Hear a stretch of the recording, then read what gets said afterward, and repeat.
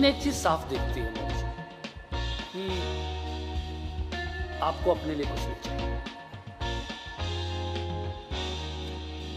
एक फकीरी है आपके स्वभाव में। ये कहां से आई? क्या आप हमेशा से ऐसे ही थे या धीरे धीरे धीरे धीरे फकीरी आती चली गई? ये बहुत ही पर्सनल नेचर का सवाल है। नहीं मोदी जी, ये जरूरी सवाल है। ऐसा है कि मुझे मेरी कविता के शब्द बहुत याद रहते नहीं। ये आपने कविता में कहा भी है कहीं तो फकीरी के का जिक्र बहुत किया है। बहुत पुरानी मेरी एक अगर मैं आपसे ये आग्रह कर सकूं कि अगर एक दो लाइन बता दें। मेरी कठिनाई है, गुजराती में आपकी कविता मुझे पता है। मुझे याद नहीं रहती है कविता, इसलिए मैं कह नहीं पाऊंगा, लेकिन मैं सोशल मीडिया में मेरी उस कविता को डाल दूंगा। जी जरूर डालिए, क्योंकि मुझे याद नहीं है तो लेकिन वो गुजराती में है और रमता राम अकेला करके मैंने उस शब्दों को, मेरे भावों को व्यक्त किया है। देखिए, मैं समझता हूं कि ये फकीरी वगैरह जो है ये मन की अवस्था से जुड़ा हुआ विषय है और वो इंजेक्ट करने से नहीं आती है, हालात उसको पैदा नहीं करते हैं।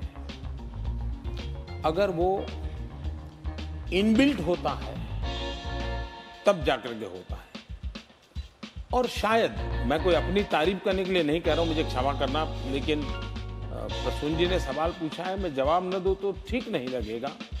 जब मैं गुजरात में था मुख्यमंत्री के नाते, तो सार्वजनिक समारोह में जाता था तो लोग बैंड सौगात देते हैं, बढ़िया सा शॉल देते हैं, कभी कोई चांदी की तलवार दे देता है, कोई अच्छा ताजमहल दे देता है, कुछ न कुछ देते रहते हैं, बहुत बढ़िया बढ़िया पेंटिंग देते हैं।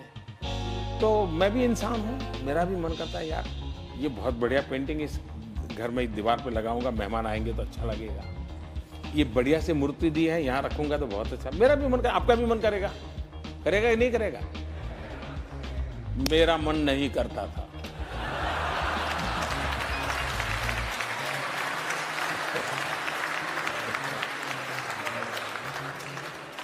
और मैं ये सारी चीजें सरकार का जो ट्रेजरी होता है, तोशाखाना बोलते हैं, उसमें डाल देता था। वो भी बड़े तंग आ गए कि ये सब क्या सब्जी से आप बारियां बेच देते हो। मैं कहाँ रखूंगा भाई, मेरे कौन संभालेगा इन चीजों को, कोई इसके लिए किसी को रखना पड़ेगा मुझे। मैं दे देता था।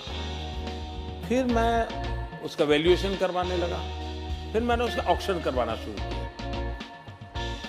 हम लोग जानते हैं हिंदुस्तान में राजनेताओं के साथ ऐसी बातें सब सच होती है, सभी मैं नहीं कहता हूं, सब झूठ होती है ये भी मैं नहीं कह सकता, लेकिन ये तो होता है कि यार वो फलाना था, इतना ले गया। लेकिन मैं गर्व से कहता हूं कि जब मैंने गुजरात छोड़ा था तो ये जो मुझे मिलती थी चीजें, मैं उसका लगातार ऑक्शन करता था पब्लिक में, और ऑक्शन करके उससे जो पैसा आता था वो मैं गर्ल चाइल्ड एजुकेशन के लिए सरकार में डोनेट कर देता था।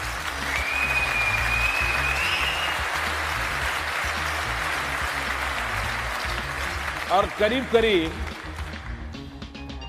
100 करोड़ से ज्यादा रुपये ऑक्शन से, और फिर लोग मुझे चेक भी देने लगे। किसी फंक्शन में जाता था तो चीज देने के बजाय गर्ल चाइल्ड एजुकेशन के लिए चेक देने लगे। ये अमाउंट करीब करीब 100 करोड़ से ज्यादा थी जो मैं बच्चियों की शिक्षा के लिए दे के था।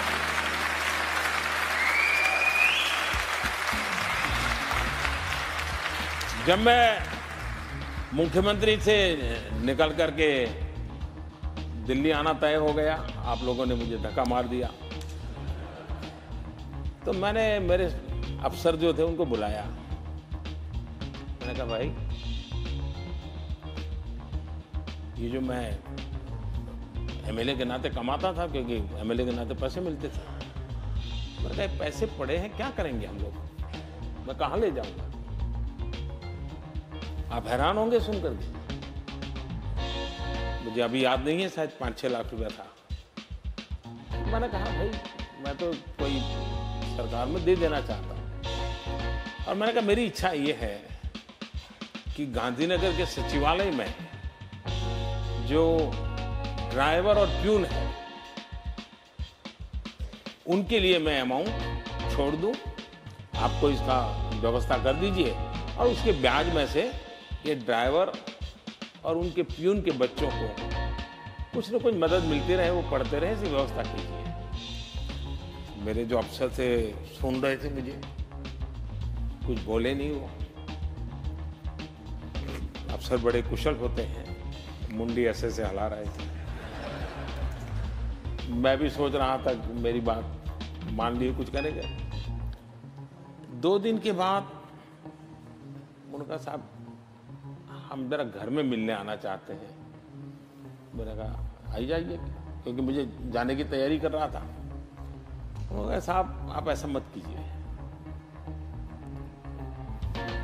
पता नहीं कब आपको पैसों की जरूरत पड़ जाए और आपके पास कुछ है नहीं। मेरे अफसरों ने मुझे वो पैसे देने नहीं दिए। तो मैंने कहा यार कम से कम मैं तो क्या करूंगा इसे ले जाकर। आखिरकार वो बहुत समझाने पर मान गए और सारे पैसे तो मेरे उन्होंने लेने से मना कर दिया, लेकिन एक छोटा सा फाउंडेशन बनाया और मुझे याद नहीं, आज शायद 21,000 रुपया है, इतना कुछ शायद उसमें मैं दे करके इन गरीब लोगों के लिए दे करके निकल गया। शायद मेरी जिंदगी ही मैं ऐसी अभाव में पैदा हुआ, इसलिए मुझ पर किसी चीज का प्रभाव नहीं होता है।